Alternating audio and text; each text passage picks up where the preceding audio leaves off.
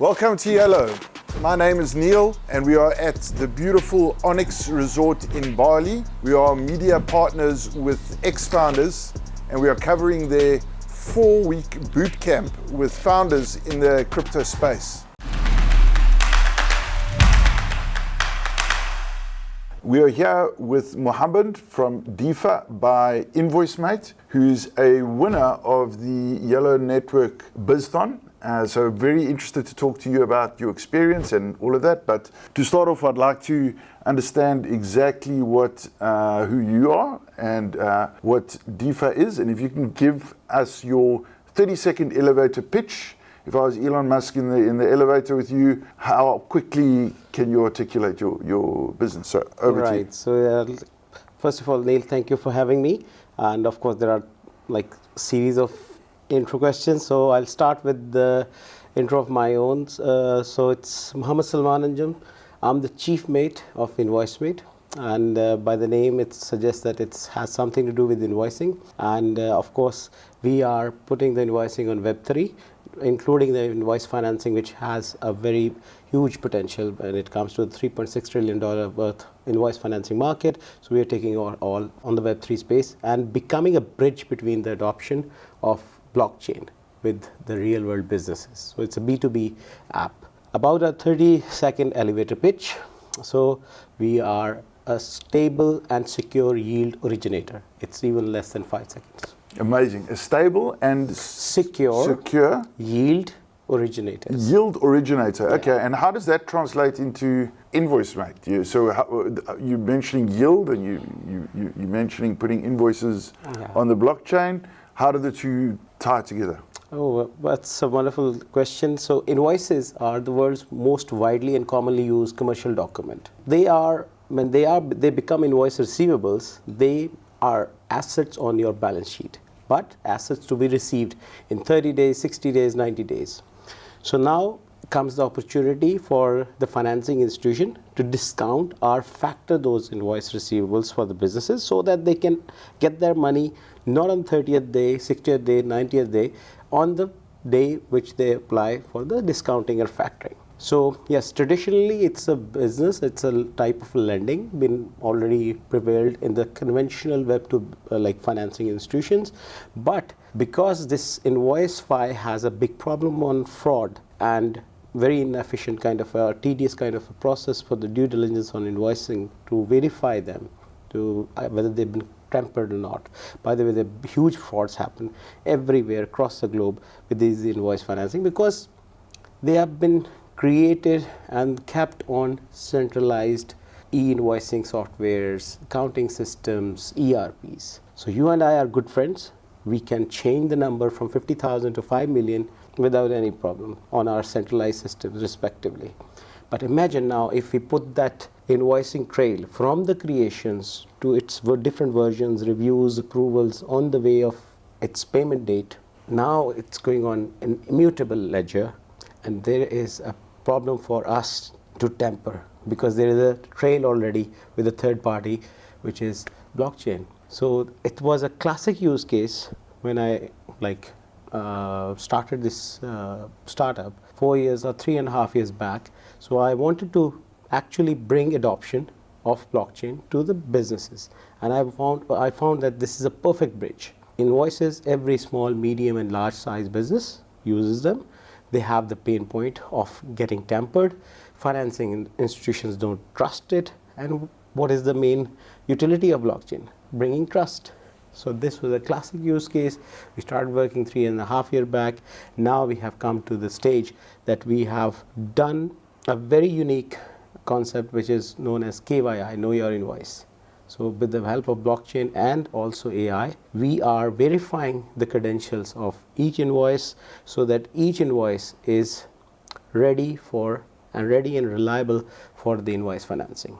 So that's the whole journey from invoice to invoice financing. The last piece is to bring the liquidity of crypto, which is worth 4 trillion plus nowadays, to the conventional businesses. This is a very good instrument. The businesses need credit. So they have invoice receivables standing with them. Hard to get invoice financing from conventional banks, but now comes the opportunity of crypto liquidity. So here comes Defa, which is onboarding the crypto investors, giving them the opportunity to invest in different invoice receivable discounting and factoring opportunities. And in terms of the rollout of your technology, is it a B2B solution? And who's your number one provider or number one party to integrate with? Wonderful. This is the first thing is we are solving this for the SMEs, small and medium-sized enterprises. Why? Because corporates, they already have opportunity to work with banks, conventional financing institution, because they have a big ticket invoice receivables, hundreds of thousands of dollars, multi-million dollars. So when the banks do the due diligence on those invoices, it's commercially viable for them. But when they get the invoices worth $20,000, like $40,000, they don't find it commercially viable. It's a tedious process, as I mentioned, to do the verification on invoice credentials. So they don't do this. And the SME generally keep their like invoice receivables with them. So their like invoice receivables stay illiquid until they reach to the point of payment, which can be 90 days, sometimes it's even 180 days as well. So we are primarily serving those underserved small and medium-sized businesses. And how do you get access to that? Through the ERP systems. So the Oracles, like if you had to do one Connect client which gives you access to those SMEs, who would it be? Through the ERPs or through the invoicing systems? Or so Neil, the whole problem with these ERPs and invoicing systems, if I have mentioned already, they are centralized in nature. So you can tamper the credentials any given time, any given day. So collisions happen, and that serves the like frauds in the invoice financing. So we are bringing this new invoice management system known as Invoicemate to these SMEs directly as a software as a service. As a software as a service, but without any charge. So we onboard them, get their invoicing done on that system. After a certain number of invoices, certain transactions, we give them the eligibility for discounting and factoring. And this is the hook we basically use to get that market, get connected with the crypto liquidity. So this is like the first piece. Invoicemate as invoice management system, completely blockchain powered. So the whole journey of that invoice from creation to the point of payment is going on chain. So you're cutting out that whole, let's call it big centralized infrastructure or infrastructure providers, and you are shortcutting it with a direct route into the liquidity of the blockchain and access to yield, etc. To access to the credit for the businesses and yield for stable and secure yield for the crypto investors. Amazing. And you were a recent winner of the Yellow Bizthon. Can you tell us about how that experience was for you and what problems potentially or solutions the Yellow Network and SDK is giving you? Right. So we got that opportunity through one of our advisors, TTFi, who were partner and with the Yellow to conduct this, to organize this Bizthon during the token week of Singapore. So first we had to check if we were not looking to just participate in some competition. Our intention was to see if the SDK will support our tech architecture for more efficiency, for more trust, right? So we found out that this is one of the like probably missing piece for us, because we are an enterprise like software, we can say, and we are very heavy on transactions of high frequency, high velocity. So if we keep on pushing all of the transactions on chain, it will of course be consuming a lot of gas, more time. So this new layer of verification before we push things in like a batch to the chain, and also we are multi-chain, so we stay chain agnostic till this layer. And then we push to the respective chain where we want to like get that in financing done. So this was a very good solution for us. So then we decided to participate in this Bizthon because we had the utility in our like existing system. I think it was like that was the reason why we won. And also for us, it's not like only that we were keeping the SDK only for that competition. We are scaling it for we have 3 different tech pieces: Invoicemate, the CredMate, which is the creditor origination system, our management system, and then the Defa, which is the onboarding of the crypto investors. So all 3 will be having the layer of this Yellow SDK before we push the transactions on chain. And that settlement is something that could happen. How frequently would you mentioned that it's a high frequency transaction environment, which is part of the appeal of the SDK. What kind of frequency would you settle on could you imagine settling on the blockchain? Obviously that's a configurable thing, but would it be a daily, a monthly basis? How often would you need to settle on the blockchain? Thousands of transactions a day. Why? Because again, invoicing is it's not like a once business generally initiate several invoices, and then there are several within the hierarchy of the organization, several touch points to the reviews, approvals, and then submissions, then acceptance, then sometimes doing the cross verifications, back and forth versions. So imagine one just creation and from the journey of one invoice from creation to the point of payment can involve thousands of transactions on chain. So this is why I say it's both high frequency and high volume we're talking about. For us, it's a good solution, which, as I mentioned earlier, it was a missing piece, and we totally feel that now it's a very good solid system architecture we have with the help of this SDK. And we're very happy to be of assistance to you, because as Yellow, we're looking for those real world applications, and one of the biggest values that we offer is what you mentioned in terms of enabling incredibly high frequency transactions at incredibly fast speeds, and then taking out what can become very high costs of the blockchain. And you're a perfect fit for that, because if you've got many thousands and millions of SMMEs ultimately on your platform, then it's a huge amount of transactions. And those blockchain fees, as small as they are, could result in a lot of costs for the client. So speed as well. Yeah.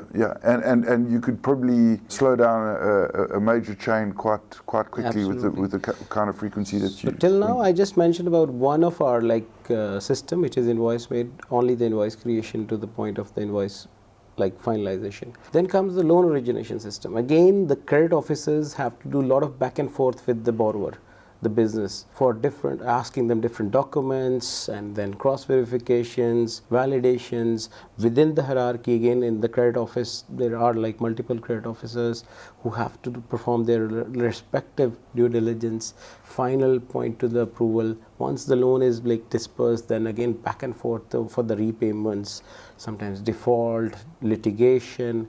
So imagine the whole journey, and I have not touched the third piece of the Defa.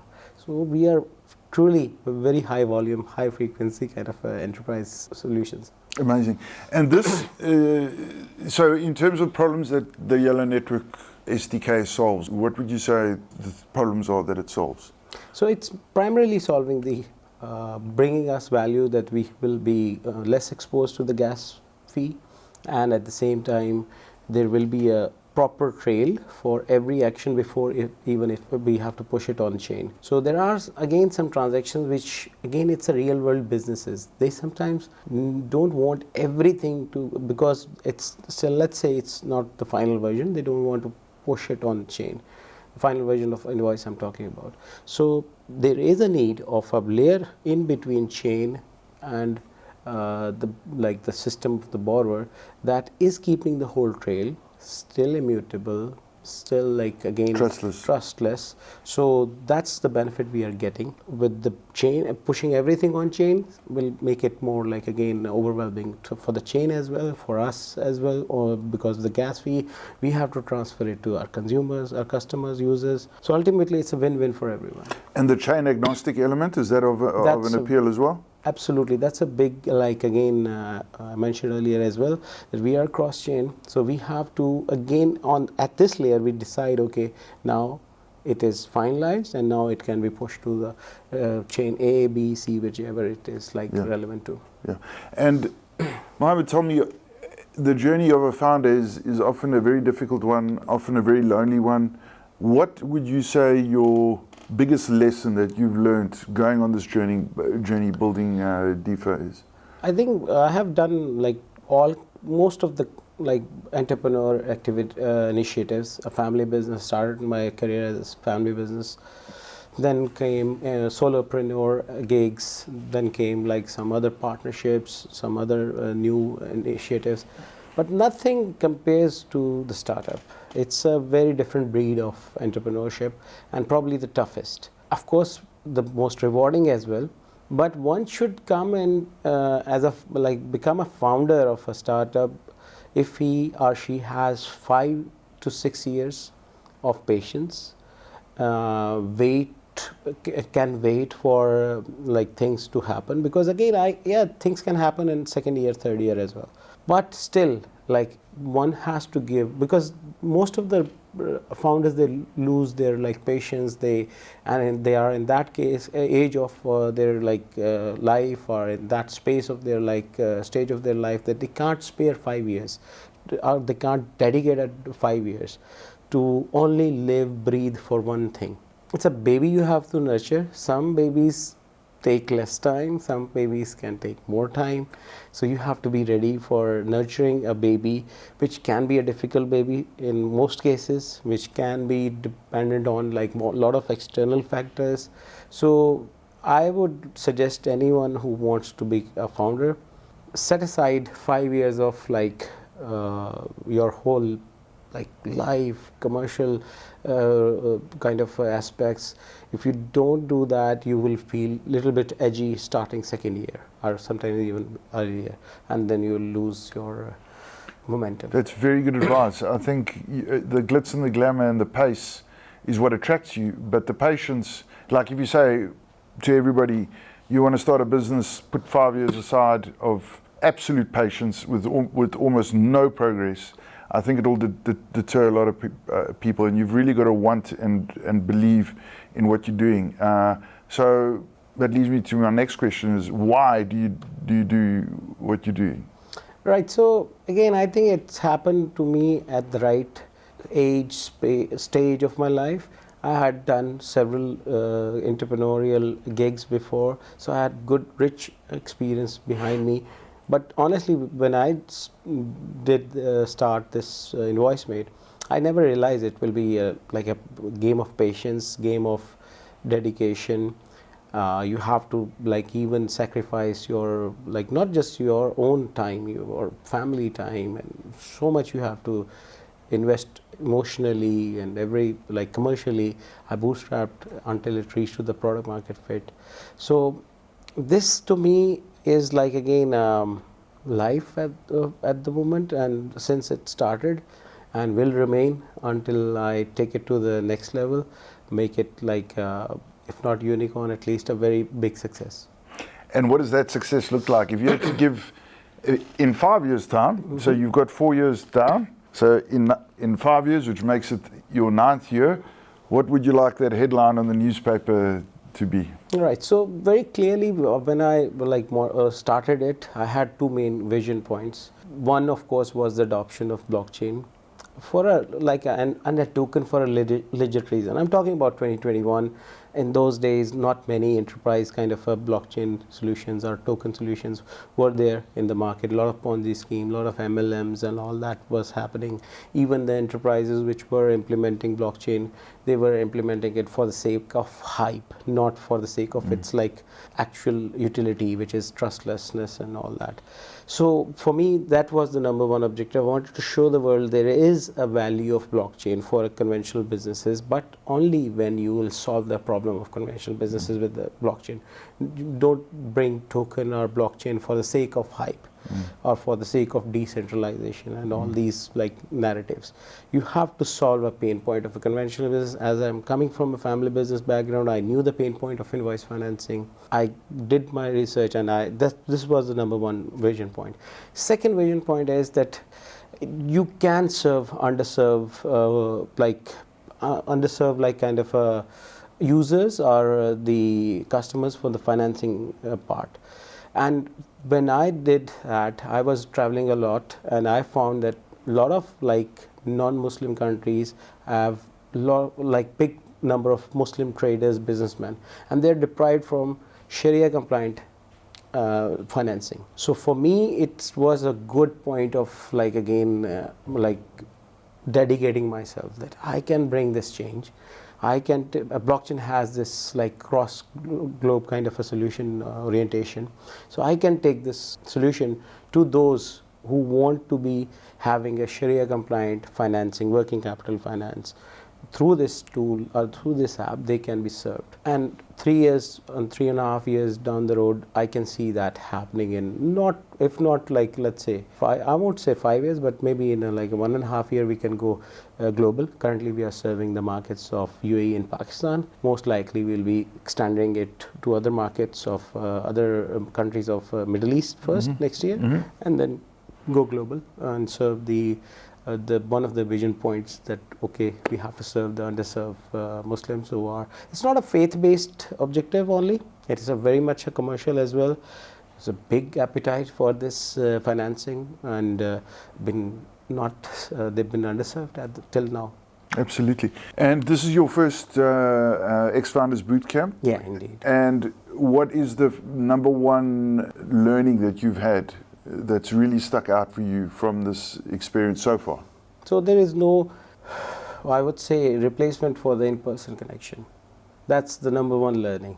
In last, like, of course, it's been 1.5 weeks almost, and the best part is the in-person connection, and that's the first value.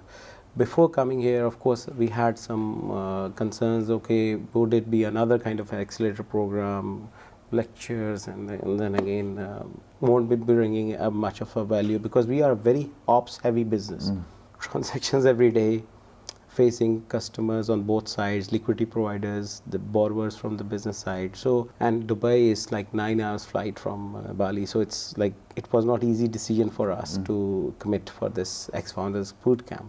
But of course, the team, the founders of the XFounders convinced us that there will be value, and truly in the first 10 odd days, we found that there will be a very good, like tangible value coming out of this bootcamp by the end of this.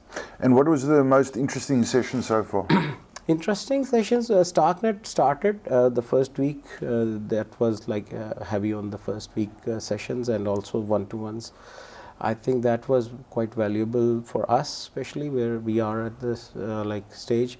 And of course, even today we've had I think one of the best sessions from Diego of Yellow Capital. So he was orienting us about market making, liquidity, and these are of course our upcoming needs in like a few months from now. So it was timely, and he was like sounding like a pro, and you can I was all ears when he was like giving that. Yeah, he does sound like a pro.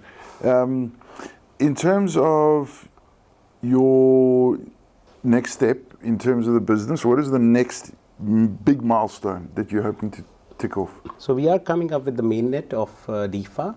That's happening within like short, like few weeks from now. So that's going to be the first major milestone we are touching in a few weeks.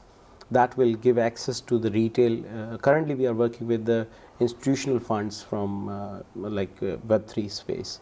Now we will also have access for the retail crypto investors for this stable and secure yield coming out of the real world revenue activities. So they will also appreciate that they are connecting with the proper businesses, and they are not just like again getting involved into the DeFi activities and remain in the loop of the crypto or degen community. So I think they will also appreciate that they have this now opportunity to get these private credit or invoice discounting propositions coming from the real businesses. Fantastic. Well, we're looking really forward to working with you as Yellow. I'm really hoping we can build some magic together and be of value. Looking forward to this collaboration. Thank you, Muhammed. Been a pleasure. Thank you. Thank you. Thank you very much.